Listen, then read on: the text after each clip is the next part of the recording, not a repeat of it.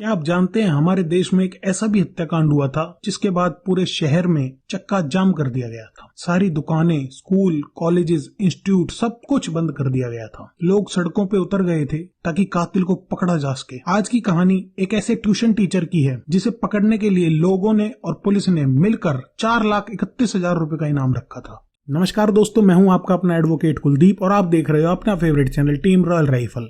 दोस्तों, first time हम अपने फेस के साथ साथ अपनी आवाज में कहानी सुना रहे हैं। इससे पहले की जितनी भी कहानी आपने सुनी वो सब कंप्यूटराइज्ड आवाजें थी।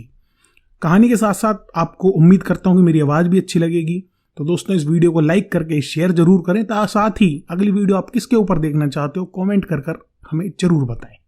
तो चलिए ज्यादा देर न करते हुए इस वीडियो को शुरू करते हैं। ये कहानी शुरू होती है राजस्थान के कोटा शहर से। इस जगह के नाम आपने काफी बार सुना होगा क्योंकि ये जगह होने वाले डॉक्टर्स और इंजीनियर्स के लिए एक पैराडाइज माना जाता है, यानी कि स्वर्ग माना जाता है। इस जगह पर आकर लोग पढ़ लिख के डॉक्टर्स और इंजीनियर्स बनते हैं क्योंकि राजस्थान का कोटा शहर एक सपनों का शहर है। इसी शहर में एक लड़की रहा करती थी जिसका नाम था परिनिधि जैन। परिनिधि की उम्र सिर्फ 15 साल थी और वो 9वीं कक्षा में पढ़ा करती थी। परिनिधि अपने माता पिता के साथ कोटा में ही रहा करती थी। इसका रोज का नियम था सुबह उठ के स्कूल जाना, स्कूल से आकर ट्यूशन जाना और मन लगाकर पढ़ाई करना। आमतौर पर परिनिधि का ट्यूशन 1 से 1.5 घंटे ही चलता था। ट्यूशन के बाद अक्सर परिनिधि टाइम पर ही घर आ जाया करती थी। परिनिधि के ट्यूशन टीचर का नाम था गौरव जैन। आम दिनों की तरह 13 फरवरी 2022 की सुबह होती है। परिनिधि को अपने माता पिता के साथ किसी फंक्शन में जाना था। इसी वजह से परिनिधि ने उस दिन अपने स्कूल और ट्यूशन से छुट्टी ले रखी। ये फरवरी का महीना था और मार्च और अप्रैल में ही स्कूलों की परीक्षाएं होती हैं। इसी वजह से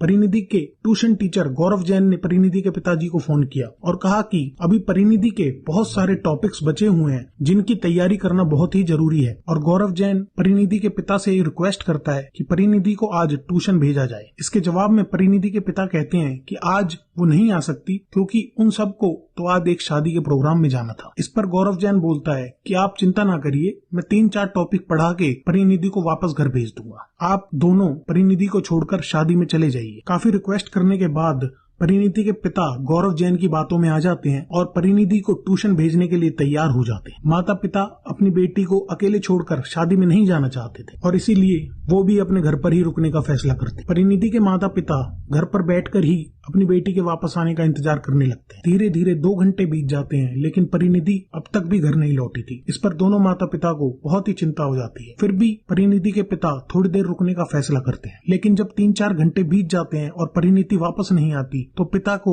एकदम से बहुत टेंशन हो जाती। फौरन परिनिधि के पिता परिनिधि के ट्यूशन सेंटर पर जाते हैं। हम आपको बता दें, जहाँ पर परिनिधि ट्यूशन पढ़ा करती थी वो खुद गौरव जैन का ही एक ट्यूशन सेंटर था। ट्यूशन सेंटर पहुंचते ही परिनिधि के पिताजी ने देखा कि उसके गेट पर ताला लगा हुआ था, लेकिन गेट के बिल्कुल बाहर परिनिधि की चप्पलें देखकर परिनिधि के पिता को यह अंदाजा हो गया कि परिनिधि ट्यूशन सेंटर के अंदर ही मौजूद है। पिता दरवाजे को खटखटाते हैं लेकिन अंदर से कोई भी आवाज नहीं दे रहा था, ना गौरव जैन और ना ही परिनिधि। पिता को यह चीज बहुत अजीब लगी। थोड़ी ही दूरी पर गौरव जैन का भी घर था। परिनिधि के पिता फैसला करते हैं कि वो गौरव जैन के घर जाएंगे। गौरव जैन उस घर में अपने माता पिता के साथ रहता था। जैसे ही परिनिधि के पिता गौरव के घर पे पहुंचते हैं तो उनकी माँ सामने से बताती है कि गौरव यहाँ पर भी नहीं है। पूरी बात सुनने के बाद गौरव की माँ एक दूसरी चाबी लेकर परिनिधि के पिता के साथ ट्यूशन सेंटर की तरफ चल देती है। गौरव की माँ चाबी से उस दरवाजे को खोलती है। जैसे ही दोनों लोग अंदर जाकर देखते हैं उनकी आंखें खुली की खुली रह जाती। दोनों जोर जोर से चिल्लाने लगते हैं क्योंकि सामने परिनिधि की लाश पंखे से झूल रही और परिनिधि के हाथ और पैर बंधे हुए थे। गौरव जैन उस समय अपने सेंटर में मौजूद नहीं था और वहां से गायब। उसी वक्त इस सब की सूचना पुलिस को दी जाती है और तुरंत मौके पर पुलिस वहां पहुंचती। पहली झलक में देखने पर तो लग रहा था कि ये एक आत्महत्या है, पर जैसे ही पुलिस ने देखा कि परिनिधि के हाथ पैर बंधे हुए हैं, पुलिस को उसी वक्त ये साफ हो गया कि ये एक आत्महत्या नहीं बल्कि एक कत्ल है। किसी ने इस 15 साल की बच्ची की हत्या कर। परिनिधि के पिता पुलिस को सारी चीजें बताते हैं कि मेरी बेटी परिनिधि गौरव जैन के पास ट्यूशन पढ़ा करती थी। वो लोग आज शादी में जा रहे थे, परंतु गौरव जैन ने फोन करके परिनिधि को आज ट्यूशन के लिए जबरदस्ती बुलाया। परिनिधि के पिता रोते रोते पुलिस को एक एक बात बताते हैं। पुलिस को भी कहीं न कहीं शक होने लगा था कि सारे कत्ल कांड के पीछे ट्यूशन टीचर गौरव जैन का ही हाथ हो। एक तरफ पूछताछ चल रही थी और दूसरी तरफ कुछ कांस्टेबल उस बच्ची को उस फांसी के फंदे से नीचे उतारते जाते। जैसे ही परिनिधि की बॉडी को नीचे उतारा जाता है तो देखा जाता है कि उसकी बॉडी पर चोट के भी निशान, यहाँ तक कि परिनिधि के पैरों को जलाया भी गया। पुलिस ज्यादा देर न करते हुए बॉडी को तुरंत पोस्टमार्टम के लिए भेजती। इसी दौरान लोगों की भीड़ भी वहां इकट्ठी होने लगी और धीरे धीरे पूरे कोटा शहर में ये खबर फैल चुकी। कत्ल 13 फरवरी को हुआ था और 5 दिन तक भी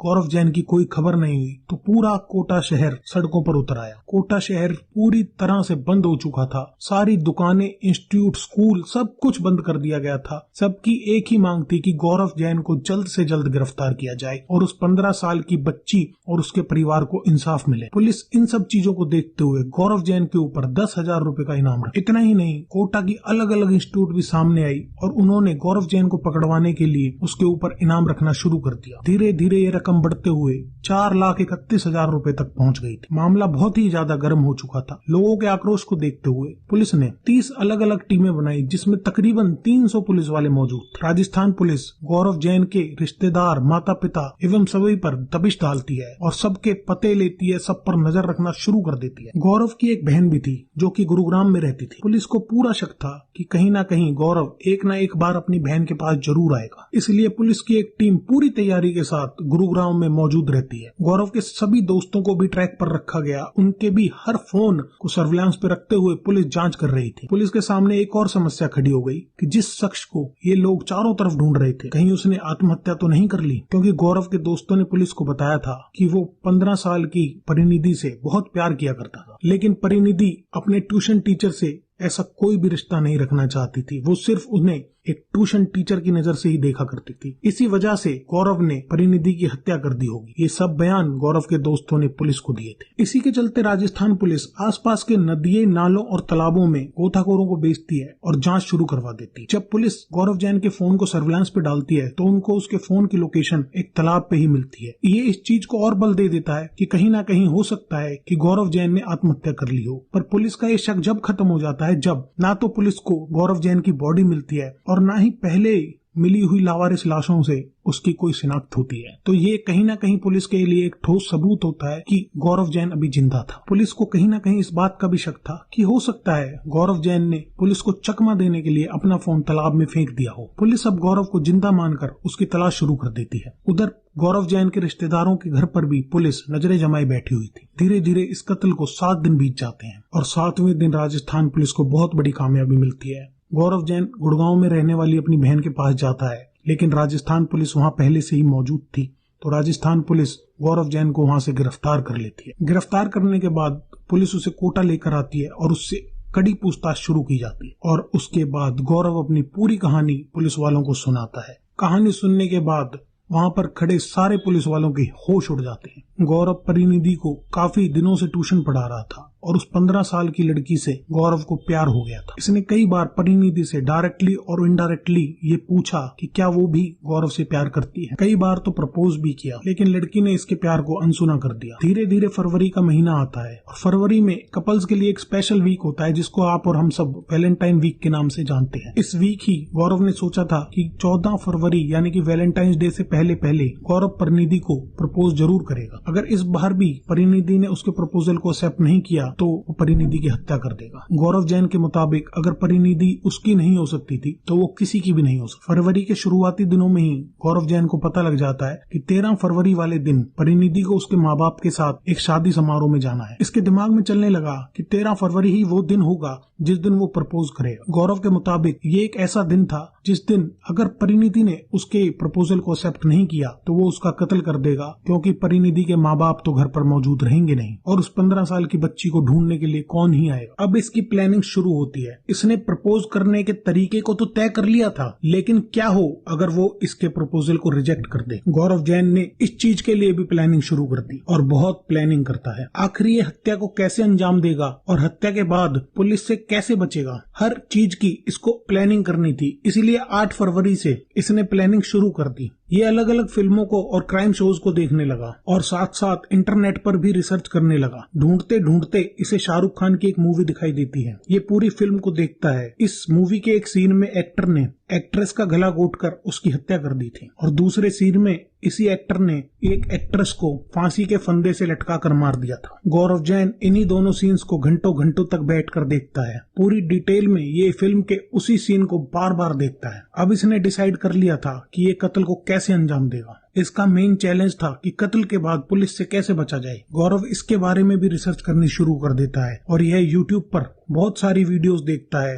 लेकिन एक वीडियो में एक लड़का एक लड़की की तरह बन के उसके जैसे कपड़े पहनकर लोगों को चकमा देता है। उस वीडियो में बिफोर एंड आफ्टर का सीन भी दिखाया गया। इस चीज को देखकर गौरव बहुत ही ज्यादा प्रभावित होता है, क्योंकि वो लड़का लड़की बनने के बाद बिल्कुल भी पहचान में नहीं आ रहा था। अब ये अलग अलग मेकअप ट्यूटोरियल्स को देखने लगा और मेकअप करने के लिए किस किस सामान की जरूरत पड़ती है इसने उसकी पूरी लिस्ट बना ली। इसके बाद ये बाजार गया और वहां से एक मेकअप किट और बालों में लगाने वाली विग खरीद कर लाया, जिससे कि ये लड़की बन सके। लड़कियों के कपड़े तो इसके घर पर थे, क्योंकि हमने आपको कहानी में पहले ही बताया है, इसकी एक बहन गुड़गांव में रहा करती थी। वो जब भी घर आती थी तो उसके कपड़े वहां पर मौजूद थे। सारा सामान खरीदने के बाद ये घर पे वापस आता है। मेकअप के सारे ट्यूटोरियल्स को बारीकी से देखने के बाद ये अपने ऊपर अप्लाई करता है। ये लड़कियों के छोटे छोटे अंदाजों को, जैसे वो चलती हैं, कैसे वो स्कार्फ बांधती हैं, हर चीज को बखूबी कॉपी करता है। अब कत्ल करने के बाद इसे कहाँ भागना है, कितनी देर तक पुलिस को उलझाना है, खुद की वेशभूषा को कैसे बदलना है और हर एक चीज की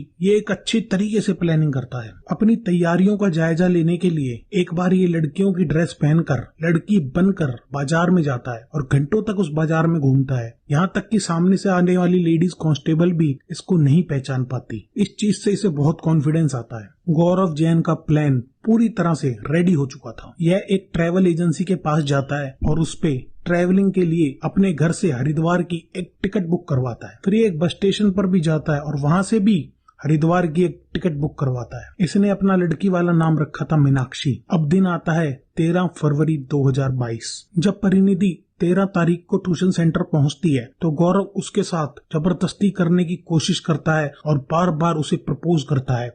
परिनिधि उससे जब मना करती है तो गौरव को इस बात पर बहुत गुस्सा आ जाता है। इसने जैसे तैसे लड़की का दुपट्टा उससे छीना और उसी दुपट्टे से वो परिनिधि का गला घोंटने लगा। धीरे धीरे परिनिधि बेहोश हो गई। इसी बीच गौरव ने उसके हाथ और पैरों को बांध दिया। फिर दोबारा से गौरव परिनिधि का गला घोंटता है उसी दुपट्टे से, जिसके बाद परिनिधि की मौत हो जाती है। परिनिधि की मौत के बाद ये उसकी लाश को उसी कमरे में एक पंखे से टांग देता है ताकि ये एक सुसाइड का केस लगे। अंदर ही अंदर गौरव भी जानता था पुलिस को थोड़ी ही देर लगेगी इस चीज को पता लगाने में कि ये एक कत्ल है, ना कि सुसाइड, जिसके चलते इसने खुद के वहां होने के सारे सबूत मिटा दिए। उसके बाद ये मास्क पहनकर एक स्कूटी पे बैठकर वहां से निकल पड़ता है। क्योंकि ये एक कोविड का टाइम था, किसी को भी इसके ऊपर शक नहीं होता कि मास्क पहनकर जा रहा है स्कूटी पे इंसान एक 15 साल की लड़की का कत्ल करके जा रहा है। ये जानबूझकर उस जगह पर जा रहा था जहां पर सीसीटीवी कैमरे लगे हुए थे, ताकि आगे चलकर इसको इन चीजों की मदद मिल सके। कुछ ही दूरी पर एक पेट्रोल पंप भी मौजूद था। ये वहां जाता है और वहां पर पेट्रोल भरवाता है। वैसे तो इसकी स्कूटी में तेल की कोई जरूरत नहीं थी, फिर भी ये तेल भरवाता है ताकि पुलिस को गुमराह कर सके। पेट्रोल पंप पर मौजूद एक पेट्रोल भरने वाले एम्प्लॉय को अपने पास बुलाता है और उससे पूछता है कि केशव पाटम जाने का रास्ता कहाँ है। ये अपनी स्कूटी से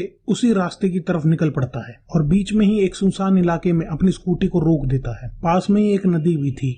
ये अपने साथ लड़की बनने की सारी चीजें लेकर आया हुआ था। ये बिल्कुल लड़कियों की तरह तैयार होता है, मेकअप लगाता है, विग लगाता है और अपनी चाल ढाल को बदल देता है। गौरव अपनी स्कूटी को उसी नदी किनारे छोड़कर कोटा की तरफ निकल जाता है। क्योंकि रास्ता दूर था तो एक अनजान आदमी से ये लिफ्ट लेता है। ये गौरव बनकर केशव राय पाटम के रास्ते पर आया था और हर सीसीटीवी के पास से इसलिए गुजर रहा था ताकि पुलिस इसको ढूंढते हुए केशव राय पाटन आए और भटक जाए। वेशभूषा बदलने के बाद ये लिफ्ट लेता है और सीधा कोटा आता है जहाँ पर इसने परिनिधि की हत्या की थी।